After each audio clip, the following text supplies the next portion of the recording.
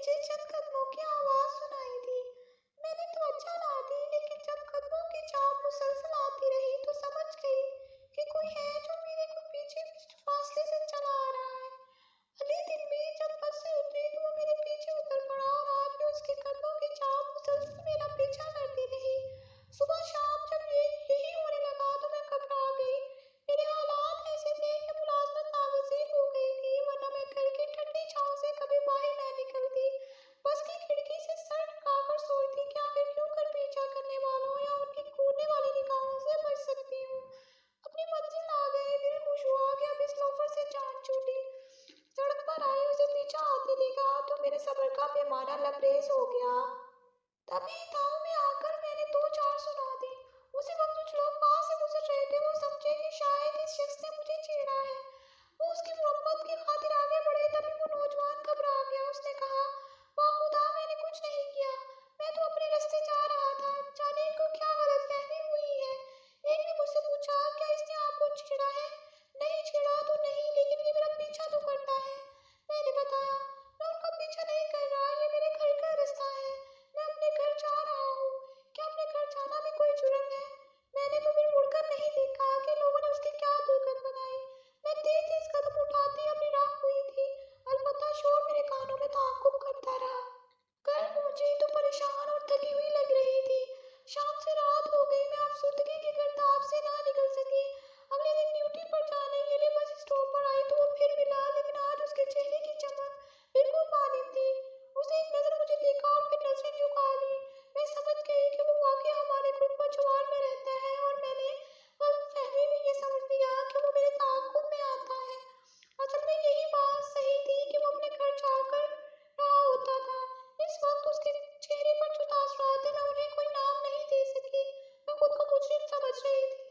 اس کی تصویر میری آنکھوں میں رہ گئی، اس کی آنکھوں میں شکوہ تھا، بے بسی تھی، لیکن نفرت نہیں تھی۔ فیکٹری آ کر میں ڈیوٹی صحیح طرح سے انجام نہ دے سکی اور ہزار کوشش کے باوجود اسے ذہن سے نہ نکال سکی۔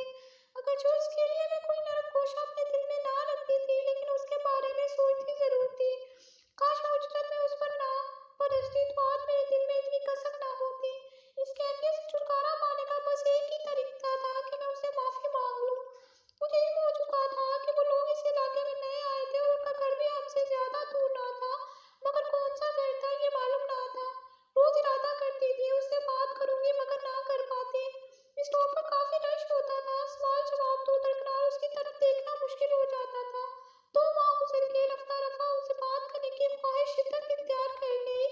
میرے دل کا سکون اور راتوں کی نیند برباد ہو گئی، لیکن میں اس سے بات کرنے اور معافی مانگنے کی جرات نہ کر سکی۔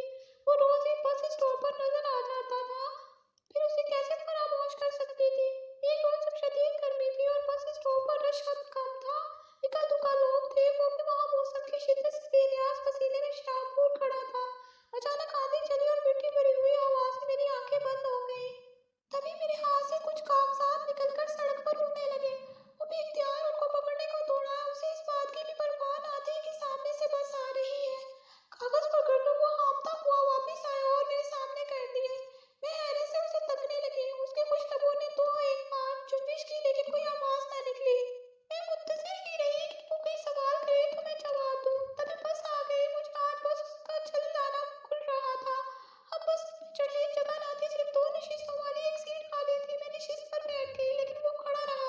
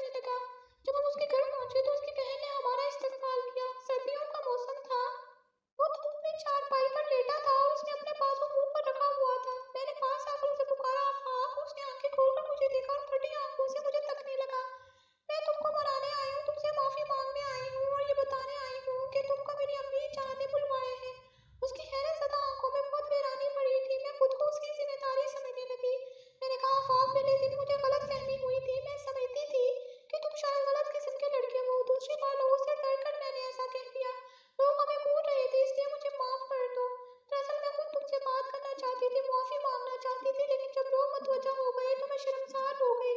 कोई बात नहीं, लोगों ने तुम्हारी खातिर मेरी बेइज्जती की, मगर मैंने अपनी इज्जत अफजाई समझा, क्योंकि मैं तुमसे नफरत नहीं करता। मैं तुम्हारी निगरानी जरूर करता रहा हूँ। जानती हो क्यों? तुम्हारे मोहल्ले के दो तीन नौजवान जो आवारा मिजाज हैं और जानते हैं कि तुम एक बेवा माँ की बेटी हो, मजबूरन घर से निकलती हो, वो तुम्हें नुकसान पहुंचाना चाहते हैं, क्योंकि तुम्हारा कोई भाई भी नहीं है कि जिसका उनका खौफ हो। एक रोज वो मोहल्ले के चौक में खड़े तुम्हें सताने और तुम्हारा पीछा करने का प्लान बना रहे थे। मैंने उनकी बातें सुनी तो उनको टोका। वो खामोश हो गए, क्योंकि वो जानते हैं कि मेरे वालिद साहब पुलिस में हैं। तब वो बात नहीं आ सकते थे। उनमें से एक रोज बारी बारी तुम्हारा पीछा करता था। मैं भी उसी बस में जानबूझकर सवार हो जाता था जिसमें तुमको जाना होता था। ये बस बिल्कुल मेरे दफ्तर के सामने रुकती है, लिहाजा मैं बाइक पर जाने के बजाय बस पर जाने लगा, सिर्फ तुम्हारी खातिर। तुमने उन्हीं लोगों के सामने मेरी आहानत नहीं, मगर तुम भी सच्ची थी। आफाक की बातें सुनकर मैं हैरान रह गई कि वाकई इसने मुझे गुंडों से बचाने के लिए दुख बर्दाश्त किया है।